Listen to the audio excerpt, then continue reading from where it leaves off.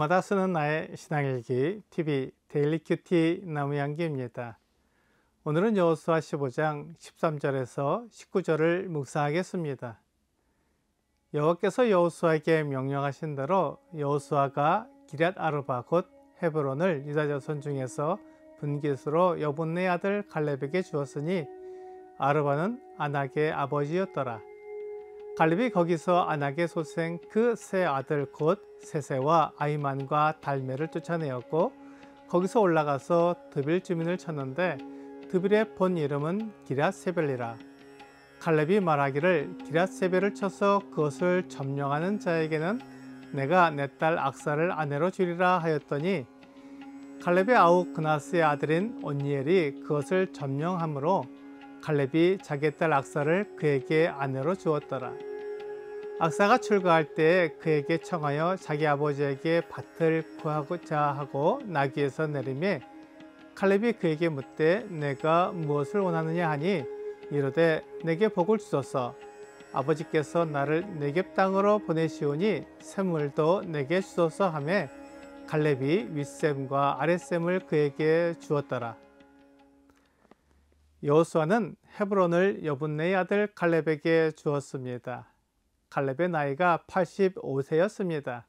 매우 늙은 나이의 갈렙이 헤브론에서 아낙의 세 아들 세세와 아히만과 달메를 쫓아냈습니다. 아낙의 아들이기 때문에 그들은 거인이었으며 사람들이 두려워하는 장수였을 것입니다. 갈렙은 이들을 처음에 가나안 땅을 정탐했을 때 보았습니다. 갈렙은 가데스 바네아에서 이스라엘 백성들에게 그들을 쫓아낼 수 있다고 말했습니다.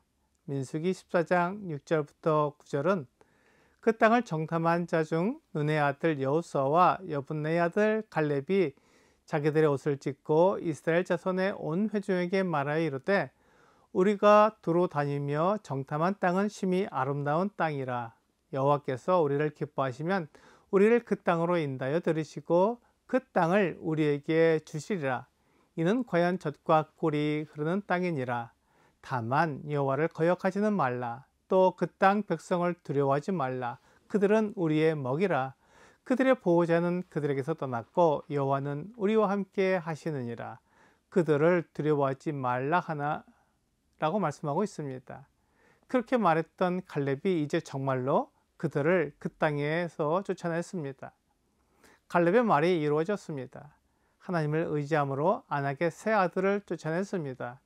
이것을 통해 갈렙의 믿음을 볼 수 있습니다.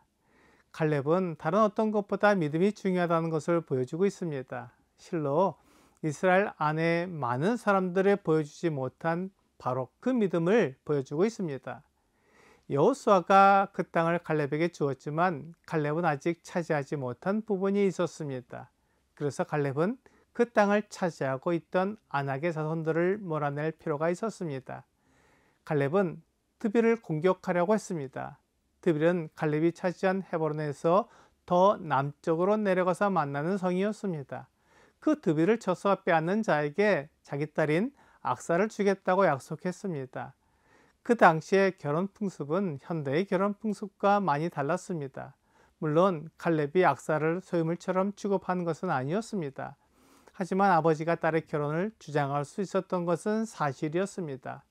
우리나라도 조선시대의 아버지의 결정에 따라 딸이 결혼했던 것이 사실이었던 것처럼 그 당시에 아버지의 결정에 따라 딸이 결혼했던 것입니다.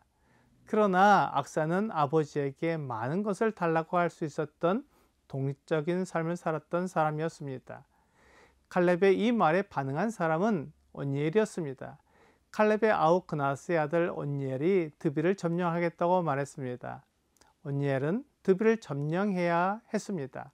하나님께서 그 성읍을 주시기 때문에 그렇게 믿고 가만히 있는다면 온니엘이 드빌을 점령할 수 없었을 것입니다. 드빌은 기럇세벨이라는 이름을 가지고 있었습니다. 그러므로 세벨의 성읍이라고 말할 수 있었습니다. 세벨이라는 사람을 쳐서 승리해야만 그 성읍을 차지할 수 있었고 갈렙의 딸 악사를 아내로 맞이할 수 있었습니다. 우리는 믿음에 대한 오해를 할 수 있습니다. 하나님이 주시기로 했으니 가만히 있으면 그것이 내 것이 될 거야 라고 믿는 것이 좋은 믿음이라고 생각합니다. 하지만 믿음은 행동하는 것입니다. 하나님께서 주신다고 말씀하셨으니 그 땅을 내 것으로 만드는 것입니다. 드빌의 거주민들이 온니엘의 공격에 반대할 것이며 온니엘과 싸울 것입니다. 그것이 믿음과 반대되는 일을 하는 게 아닙니다.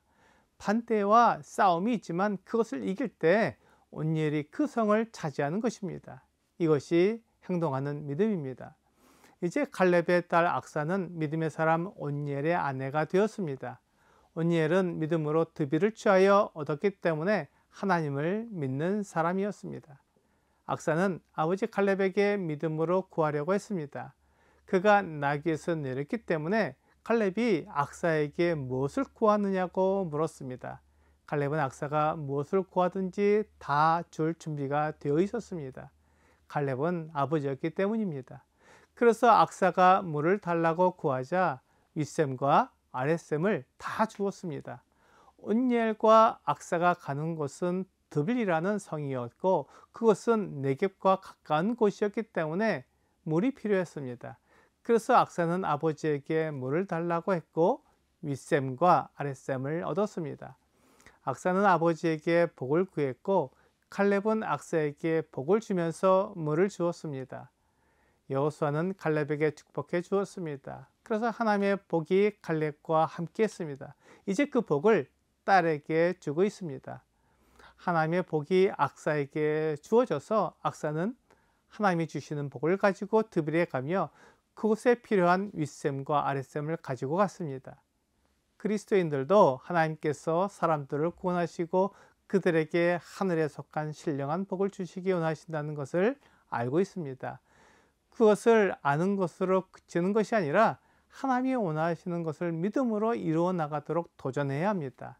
새로운 지역으로 나갈 수도 있고 지금 내가 있는 곳에 새로운 방법으로 사람들에게 이 복음을 전할 수도 있습니다.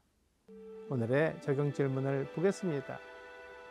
하나님의 나라를 위해 수고하는 자가 더 많이 얻게 됩니다.